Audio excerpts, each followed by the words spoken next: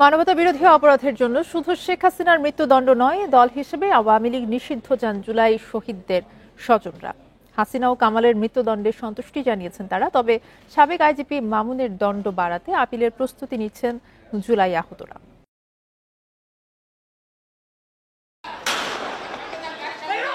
২৪ জুলাইয়ে সব পিছুটান ফেলে আন্দোলনে নেমেছিল ছাত্র জনতা। যৌক্তিক দাবি দিয়ে মাঠে নেমে বহু শহীদ আর আহত হয় আইন শৃঙ্খলা বাহিনীর গুলিতে।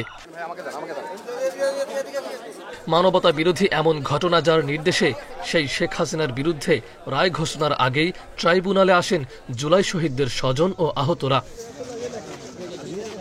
শেখ হাসিনা ও আসাদুজ্জামান কামালের মৃত্যুদণ্ডের আদেশে সন্তুষ্টি জানান তারা।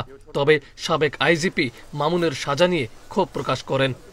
আমাদেরকে এই প্রসেসটি দেখাতে হবে কিভাবে সেই খুনি হাসিনা এবং খুনি সাবেক স্বরাষ্ট্রমন্ত্রীকে দেশে এনে ফাঁসিতে ঝুলানো হবে। আমাদের আকাঙ্ক্ষা এখনো পূরণ হয়নি, যে দুইজন হয়েছে সেই বলে আমরা খুশি তা না।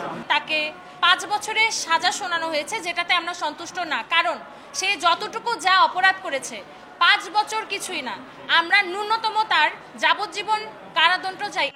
দ্রুতই চৌধুরী আব্দুল্লাহ আল মামুনের বিষয়ে আপিল করা হবে বলে জানান ডাকসুর ভিপি সাদিক কায়েম। তার যে 5 বছরের তাকে কারাদণ্ড দেওয়া হয়েছে সেটা আমরা সন্তুষ্ট না। আমরা অন্তর্বর্তীকালীন সরকার আন্তর্জাতিক অপরাধ ট্রাইব্যুনালকে অনুরোধ করব, তার যে অপরাধের মাত্রা সে অনুযায়ী তাকে যেন ন্যায্য বিচারের আওতায় নিয়ে আসা হয়। শুধু শেখ হাসিনার বিচার নয়, গণহত্যার দায়ে আওয়ামী লীগও নিষিদ্ধ চান শহীদদের স্বজনরা। মঞ্চতে ফাঁসি রশ্মি দিয়ে যেদিন কে রায় ঘোষণা করবেন সেদিন আমরা শান্তি পাবো। এই আওয়ামী লীগকে নিষিদ্ধ ঘোষণা করে তাদের বিরুদ্ধে আগামী দিনে আওয়ামী লীগের দূষকদের বিরুদ্ধে একটা অবস্থান গ্রহণ করবে। দণ্ডপ্রাপ্তদের ফিরিয়ে এনে অন্তর্বর্তী সরকারের আমলেই রায় কার্যকরের আহ্বানও জানান জুলাই আহতরা। মাহফুজার রহমান মিলন, ইন্ডিপেন্ডেন্ট নিউজ, ঢাকা।